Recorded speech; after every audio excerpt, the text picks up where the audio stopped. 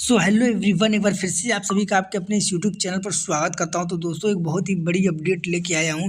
यहाँ पे आप लोग देख सकते हो कि यहाँ पे ओल्ड पेंशन से रिलेटेड एक बहुत ही बड़ी अपडेट आई है। यहाँ पे सारे कर्मचारी भड़के हुए हैं और सभी ओल्ड पेंशन की मांग कर रहे हैं। तो यहाँ पे गवर्नमेंट का क्या जवाब आया है और क्या करेगी आगे, इसका भी पूरा कुछ इसमें डिटेल में बताने वाला हूँ। तो यहाँ पे आप लोग देख सकते हो, लिखा है कि 10 कदम हरियाणा और फिर सत्ता 2024 और यहाँ पे गवर्नमेंट किसको बनाया जाएगा, इसमें सब कुछ बात करेंगे। तो यहाँ पे बड़ा मुद्दा देखिए क्या लिखा है कि ओल्ड पेंशन स्कीम मुद्दे पर गरमाएगी हरियाणा की राजनीति। केंद्र और राज्य दोनों सरकारों से जुड़ा है मामला। हरियाणा के 2.7 लाख कर्मचारी और उनके परिवारों की आर्थिक स्थिति को प्रभावित करती है ओपीएस। जी हाँ दोस्तों, क्योंकि यहाँ पे ओपीएस को लागू होना बहुत ज़रूरी है, क्योंकि कर्मचारी बहुत ही परेशान हो रहे हैं। जो रिटायर हो रहे हैं उनको पेंशन आप लोग देख ही रहे हो कि मैंने पिछली वीडियो में बताया भी था, किसी को 700 तो किसी को 800 पेंशन मिल रहे हैं और किसी को क्या क्या करना पड़ रहा है। तो आप लोग समझ सकते हो कि आगे आपके साथ भी ऐसा होने वाला है। तो आप लोग अगर जागरूक नहीं होंगे तो ये सरकार देखते हैं कुछ नहीं करेगी। और फिर यहाँ पे देखिए लिखा ओपीएस ओल्ड पॉलिटिकल सिफुगा। फिर यहाँ पे पूरी खबर क्या है जान लेते हैं। लिखा है कि हरियाणा के लोकसभा चुनाव में ओपीएस ओल्ड पेंशन स्कीम के मुद्दे पर राजनीति गरमाएगी। सत्ताधारी पार्टी भाजपा ओपीएस लागू करने से साफ मना कर चुकी है और न्यू पेंशन स्कीम में संशोधन के लिए कमेटी का गठन किया है। वहीं प्रमुख विपक्षी दल कांग्रेस सत्ता में आते इसकी बहाली की घोषणा कर बड़े वोट बैंक को लुभाने की कोशिश में है।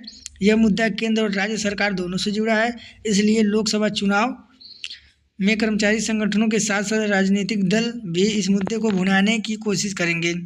हरियाणा में 2.7 लाख सरकारी कर्मचारी हैं। एक कर्मचारी के परिवार में औसतन 4 मतदाताओं के हिसाब से कुल वोटर्स की संख्या करीब 10 लाख बनती है। बड़ा वर्ग होने के चलते कोई भी दल इनकी नाराजगी नहीं चाहेगा।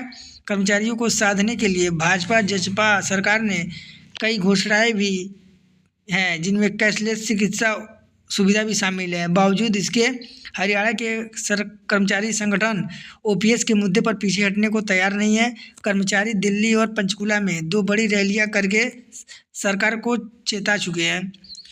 तो यहाँ पे दोस्तों, यहाँ पे सरकार को पहले ही चेता चुके हैं कर्मचारी की अगर ओल्ड पेंशन स्कीम नहीं लागू करोगे तो आपके साथ क्या हो सकता है। फिर आगे देखिए लिखा है रैली और हड़ताल से चिताया। कर्मचारी संगठनों ने ओपीएस को लेकर लगातार आंदोलन जारी रखा।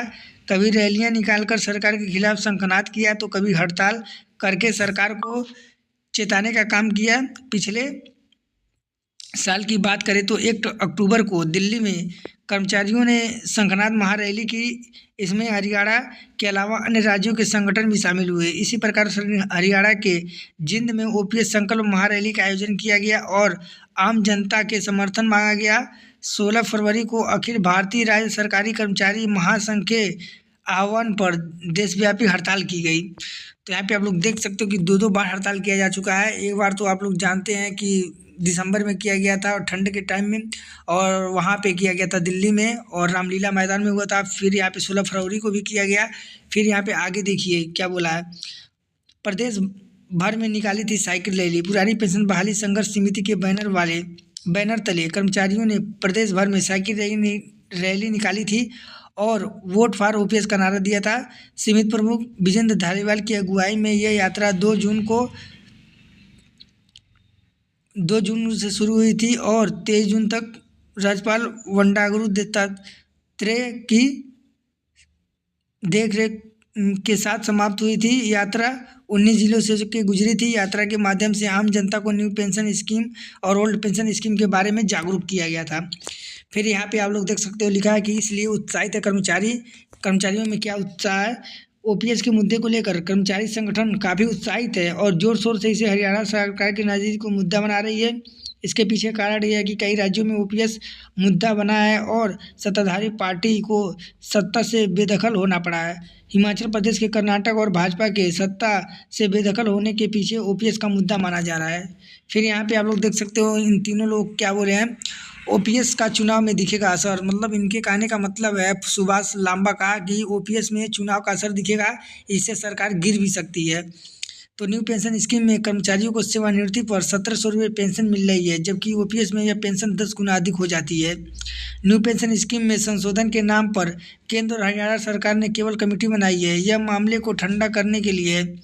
फिर कह रहा है लोक चुनाव में इसका असर दिखेगा। सुभाष लांबा पूर्व प्रदेशाध्यक्ष हरियाणा संघ कर्मचारी संघ, इनका कहना था। फिर यहाँ पे देखिए क्या बोला कि ओपीएस केंद्र सरकार का मामला।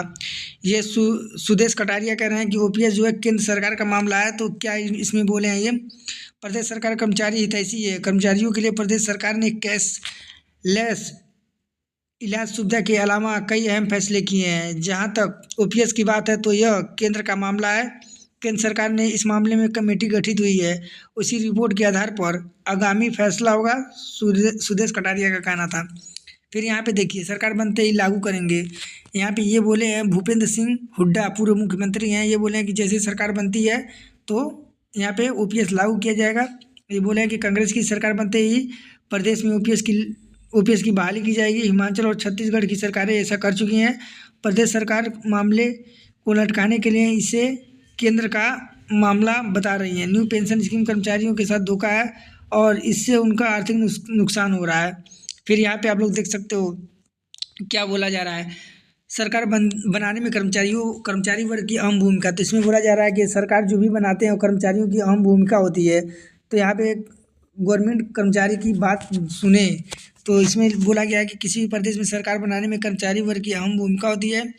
पढ़ा लिखा वर्ग होने के चलते वह रोजाना हजारों लोग इस साथ सीधे संपर्क में होते हैं। आम जनता में भी यह किसी मुद्दे को लेकर राय बनवाते हैं।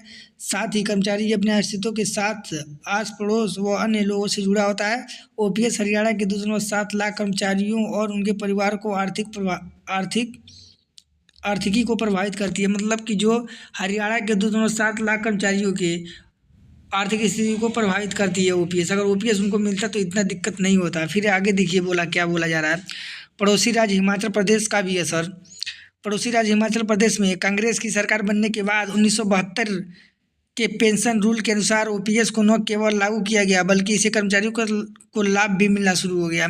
फिर बोला है हिमाचल में अभी तक 4500 कर्मचारियों को इसका लाभ मिल चुका है। जो कर्मचारी ओपीएस के तहत आए हैं उनको जीपीएफ नंबर भी मिल चुके हैं। हिमाचल प्रदेश में कांग्रेस ने ओपीएस बहाली का नारा दिया था और इसी दम पर कांग्रेस की सरकार बनी है।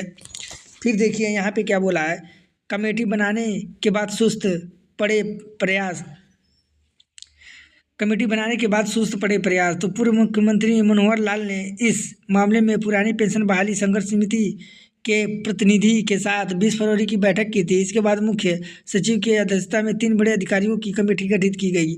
इसमें वित्त विभाग के एससीएस भी शामिल हैं। इस कमेटी के साथ संघर्ष समिति की केवल एक बैठक हुई। अधिकारियों ने समिति के सदस्यों से पूरा डाटा और समीक्षा करने के लिए समय मांगा था। इसके बाद समिति को नहीं बुलाया गया।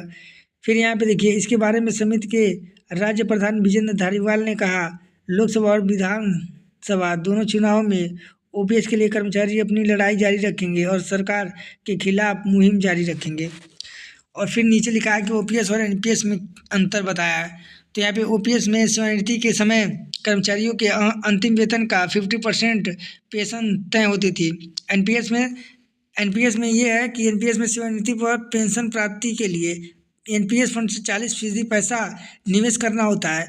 ओपीएस में 40% पेंशन कम्यूटेशन का प्रावधान है। एनपीएस में कर्मचारियों के वेतन से 10% का कटौती की जाती है। फिर है नई पेंशन स्कीम में जीपीएफ की सुविधा उपलब्ध नहीं है, जबकि पुरानी पेंशन में ये सुविधा है। फिर है कि एनपीएस शेयर बाजार पर आधारित है, इसलिए यह तय नहीं कि कितनी पेंशन मिलेगी। फिर यहाँ पे देखिए बोला कि कर्मचारी नेताओं का कहना है कि उदाहरण के तौर पर एनपीएस में कोई कर्मचारी सेवानिवृत्ति होता है तो उसकी अंतिम सैलरी 40,000 है तो उसको पेंशन 20,000 रुपये मिलेंगे। वही एनपीएस में 40,000 वाले कर्मचारियों को शेयर बाजार के हिसाब से 500 से 700 रुपये पेंशन मिलेगी। तो विशेषज्ञों का कहना है कि अगर हरियाणा में ओपीएस लागू होती है तो स्टेट कैपिटल राजस्व पर 6 से 7% बोझ पड़ेगा। तो दोस्तों ये रहा खबर जो मैं आपको शेयर करना चाह रहा था। तो यहाँ पे आप लोग देख सकते हो कि ओपीएस की मांग की जा रही है और यहाँ पे रैली वैली सारा कुछ निकाला जा चुका है। और यहाँ पे आप लोग देख सकते हो कि एनपीएस से कितना नुकसान है कर्मचारियों को, जिनकी सैलरी 40,000 50,000 है, उनका भी 100 और 200 रुपये पेंशन मिले हैं। तो इससे अच्छा तो आदमी अगर दिहाड़ी कर ले तो एक दिन का 400-500 रुपये मिल जाएंगे। तो यहाँ पे एक महीने का आपको 400-500 मिले तो बेकार ही है। तो कर्मचारी एकदम परेशान है, और कर्मचारी जो एनपीएस रिटायर हो रहे हैं उनका हालत भी बहुत दयनीय हो चुका है। कोई चाय बेच रहा है तो कोई कुछ कर रहा है। तो यहाँ पे आप लोग ज़्यादा से ज़्यादा सपोर्ट करें, क्योंकि आगे आने वाले समय में आपको भी एनपीएस का सामना करना पड़ेगा। तो अगर आज आपने लड़ाई लड़ी तो कल ओपीएस लागू हो जाएगा, तो आपकी फैमिली के लिए भी ये बेनिफिट रहेगा। तो वीडियो को ज़्यादा से ज़्यादा शेयर करें और कर्मचारियों तक पहुँचाएँ। मिलते हैं नेक्स्ट वीडियो में, तब तक के लिए जय हिंद, वंदे मातरम।